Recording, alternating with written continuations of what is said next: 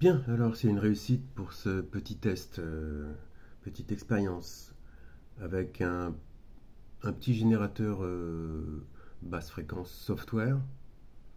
Euh, il s'appelle Generator. Voilà, ça se trouve. C'est un freeware qu'on trouve facilement sur Internet. Euh, bon, donc mon signal de source, il fait 1 kHz. Je pense qu'on peut lire là sur l'oscillo. Donc il fait 1 kHz. Et la sortie, le filtre c'est 60 nano et une résistance de 2 kg. Voilà. Et j'ai aussi une résistance en parallèle sur le signal audio. Euh, bon, je pensais que c'était peut-être mieux pour la sortie de la carte au son, qui est une impédance, c'est 33 ohms. J'ai mis, bon, je sais pas si ça influe ou pas. Bref, donc là c'est super. Alors j'ai un déphasage, bon, je pense que c'est normal, c'est dû au filtre. J'en sais rien.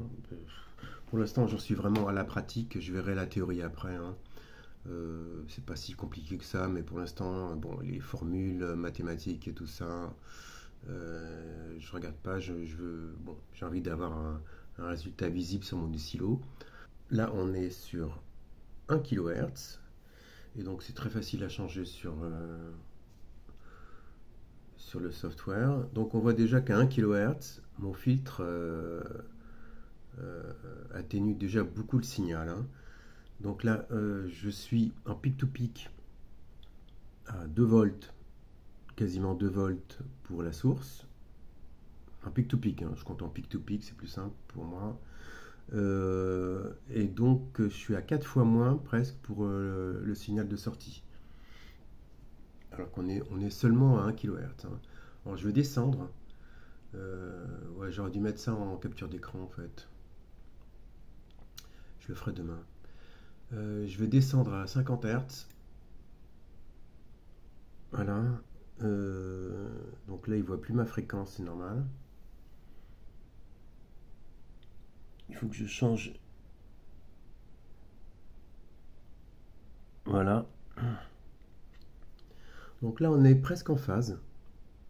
Et on est presque à 4 volts pic to pic.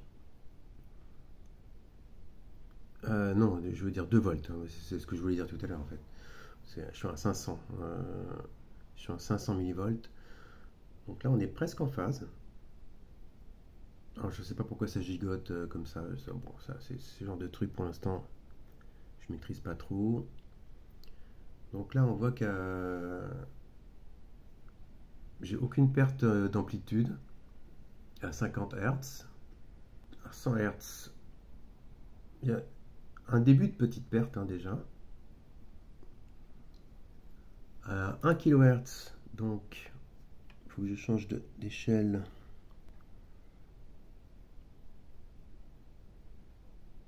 On peut rester comme ça. Donc là, voilà, c'est brutal, hein. Donc là, c'est comment on dit, c'est la fréquence de coupure. Voilà, on l'a passé, hein. D'ailleurs, c'était ce qui était prévu. J'ai demandé à ChatGPT un filtre 1 kHz. Donc, tout ce qui est avant, ça va. Et après, ça filtre. Mais là, ça filtre vraiment brutalement, hein. Si je le fais progressivement, alors je peux mettre un peu d'audio sur une autre voix pour. Bon, il est minuit, donc je peux pas mettre. Voilà, je pense qu'on entend. Qu'est-ce qui se passe? Ah oui, d'accord. Voilà, on va y arriver. Donc là, je vais sur mon soft et au lieu de prendre une fréquence toute faite, je vais donc baisser manuellement. Voilà. Et on voit très bien que l'amplitude de sortie remonte. Voilà, et là on est exactement au même niveau. On est à même pas 100 Hz. Je regarde si ça correspond à. Ouais, je suis à 92 sur le software. Et il me marque 92, 4, autour de 92,4 sur l'oscillo. Bah, c'est génial, hein.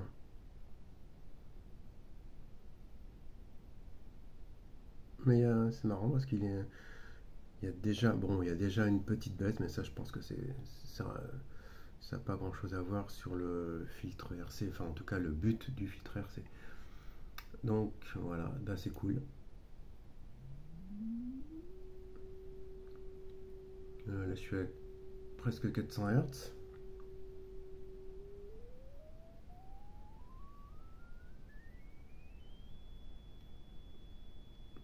Voilà, 3 kHz.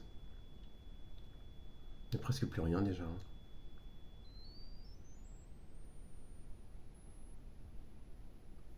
Voilà, 10 kg. À 10 kHz, on est à 80 millivolts d'amplitude sur la sortie. Bon, bah c'est magnifique. Ouais, petit bonus, sur l'application, j'ai vu qu'il y avait un bouton noise. Donc d'abord c'est très pratique, hein, d'avoir un bouton comme ça qui permet de tester des filtrages de bruit. Mais en plus, on voit que ce filtre que j'ai vraiment fait un peu au pif, hein, 1 kHz, bon, je pensais pas que ça serait aussi efficace sur du bruit. On voit que c'est très très efficace pour le bruit, hein, 1 kHz. Voilà.